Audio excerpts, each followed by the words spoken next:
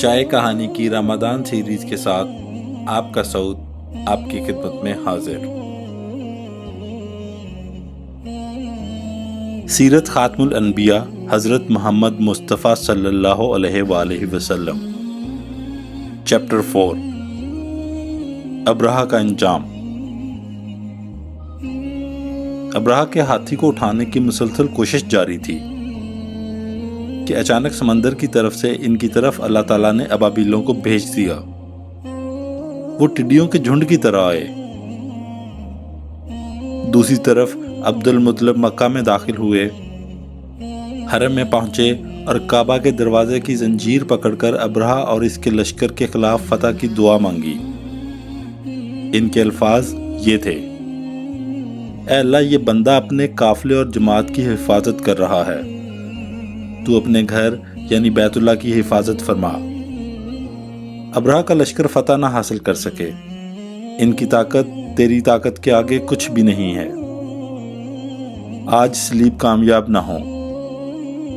سلیب کا لفظ اس لیے بولا کہ ابرہہ عیسائی تھا، اور سلیب کو عیسائی اپنے نشان کے طور پر ساتھ لے کر چلتے تھے۔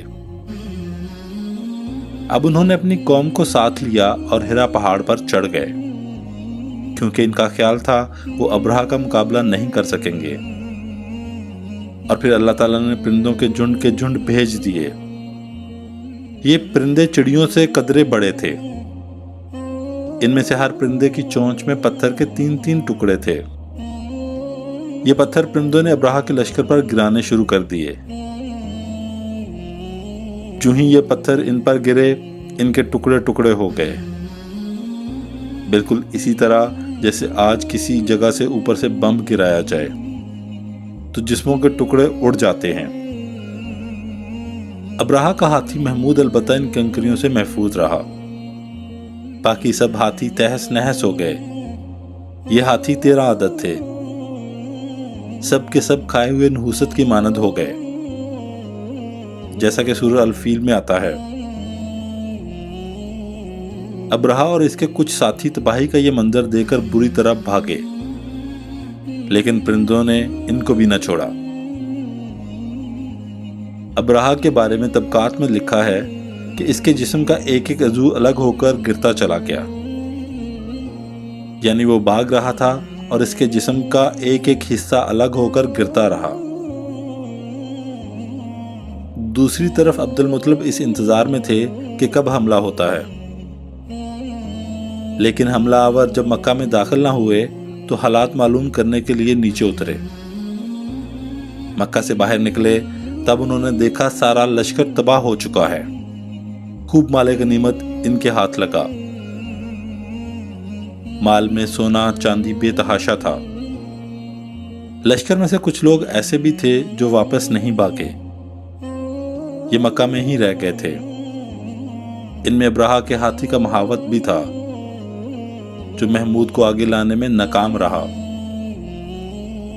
ہمارے نبی حضرت محمد صلی اللہ علیہ وآلہ وسلم اس واقعہ کے چند دن بعد پیدا ہوئے۔ اب جس مکان میں پیدا ہوئے وہ صفا پہاڑی کے قریب تھا۔ حضرت کعب احبار رضی اللہ تعالیٰ عنہ روایت کرتے ہیں کہ میں نے تورات میں پڑھا تھا کہ رسول اللہ صلی اللہ علیہ وآلہ وسلم کی پیدائش مکہ میں ہوگی۔ یہ کعب پہلے یہودی تھے، اس لیے تورات پڑھا کرتے تھے۔ دنیا میں آتے ہی حضور اکرم صلی اللہ علیہ وآلہ وسلم روئے۔ حضرت عبد الرحمن بن عوف رضی اللہ تعالیٰ عنہ کی والدہ کہتی ہیں کہ جب حضرت آمنہ کے ہاں ولادت ہوئی تو میں وہاں موجود تھی۔ آپ صلی اللہ علیہ وآلہ وسلم میرے ہاتھوں میں آئے۔ یہ غالباً دائیہ تھی، ان کا نام شفا تھا۔ فرماتی ہیں آپ جب میرے ہاتھوں میں آئے تو روئے۔ آپ کے دادا عبد المطلب کو آپ کی ولادت کی اطلاع دی گئی۔ وہ اس وقت خانہ کعبہ کا طواف کر رہے تھے۔ اطلاع ملنے پر گھر آئے، بچے کو گود میں لیا۔ اس وقت آپ کی والدہ نے ان سے کہا، یہ بچہ عجیب ہے، سجدے کی حالت میں پیدا ہوا، یعنی پیدا ہوتے ہی اس نے پہلے سجدہ کیا، پھر سجدے سے سر اٹھا کر شہادت کی انگلی آسمان کی طرف اٹھائی۔ عبد المطلب نے آپ کو دیکھا اس کے بعد آپ کو کعبہ میں لے آئے، آپ کو گود میں لیے رہے اور طواف کرتے رہے، پھر واپس لا کر حضرت آمنہ کو دیا۔ آپ کو عرب کے دستور کے مطابق ایک برتن سے ڈھانپا گیا، لیکن وہ برتن ٹوٹ کر آپ کے اوپر سے ہٹ گیا۔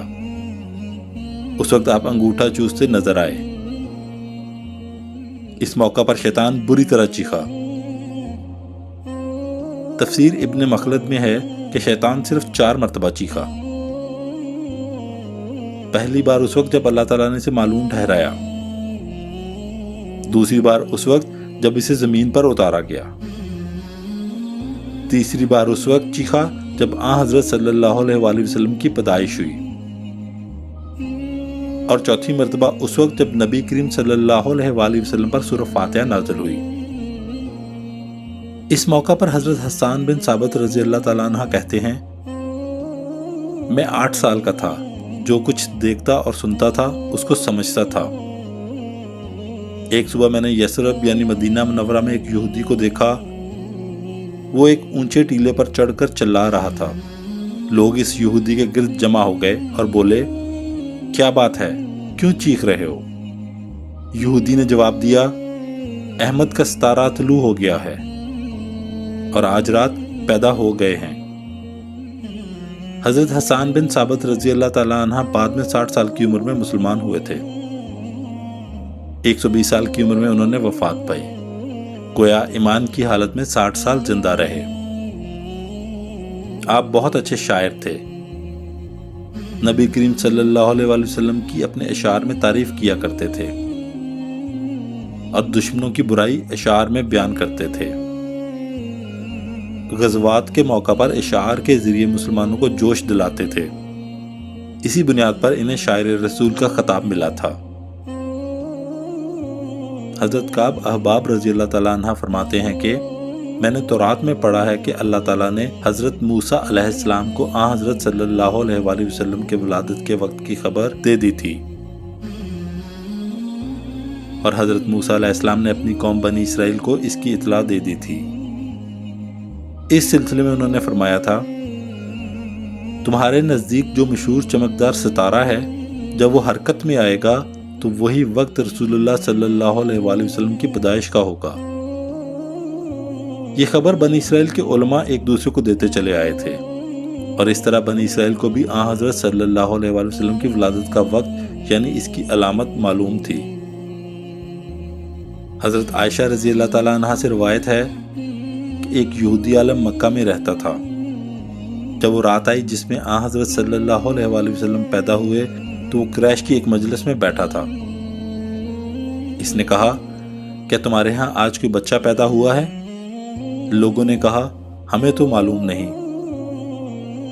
اس پر یہودی نے کہا، میں جو کچھ کہتا ہوں اسے اچھی طرح سن لو۔ آج اس امت کا آخری نبی پیدا ہو گیا ہے، اور قریش کے لوگوں وہ تم میں سے ہے، یعنی وہ قریشی ہے۔ اس کے کندھے کے پاس ایک علامت ہے، یعنی مہر نبوت۔ اس میں بہت زیادہ بال ہیں، یعنی گھنے بال ہیں، اور یہ نبوت کا نشان ہے، نبوت کی دلیل ہے۔ اس بچے کی ایک علامت یہ ہے کہ وہ 2 رات تک دودھ نہیں پیے گا۔ ان باتوں کا ذکر اس کی نبوت کی علامت کے طور پر پرانی کتب میں موجود ہے۔ علامہ ابن حجر نے لکھا ہے کہ یہ بات درست ہے کہ آپ نے 2 دن تک دودھ نہیں پیا تھا۔ یہودی عالم نے جب یہ باتیں بتائیں تو لوگ وہاں سے اٹھ گئے۔ انہیں یہودی کی باتیں سن کر بہت حیرت ہوئی تھی۔ جب وہ لوگ اپنے اپنے گھروں میں پہنچے، ان میں سے ہر ایک نے اس کی باتیں اپنے گھر کے افراد کو بتائیں۔ عورتوں کو چونکہ حضرت آمنہ کے ہاں بیٹا پیدا ہونے کی خبر ہو چکی تھی، اس لیے انہوں نے اپنے مردوں کو بتایا۔ یہودی نے کہا، ذرا چل کر مجھے وہ بچہ دکھاؤ۔ لوگ اسے ساتھ لے کر حضرت آمنہ کے گھر کے باہر آئے، ان سے بچہ دکھانے کی درخواست کی۔ آپ نے بچے کو کپڑے سے نکال کر انہیں دے دیا۔ لوگوں نے آپ کے کندھے پر سے کپڑا ہٹایا۔ یہودی کی نظر جو ہی مہر نبوت پر پڑی وہ فوراً بے ہوش ہو کر گر پڑا۔ اسے ہوش آیا تو لوگوں نے اس سے پوچھا تمہیں کیا ہو گیا تھا؟ جواب میں اس نے کہا میں اس غم سے بے ہوش ہوا تھا کہ میری قوم سے نبوت ختم ہو گئی، اور اے قریشیو اللہ کی قسم یہ بچہ تم پر زبردست غلبہ حاصل کرے گا اور اس کی شہرت مشرق سے مغرب تک پھیل جائے گی، یعنی پوری دنیا میں پھیل جائے گی۔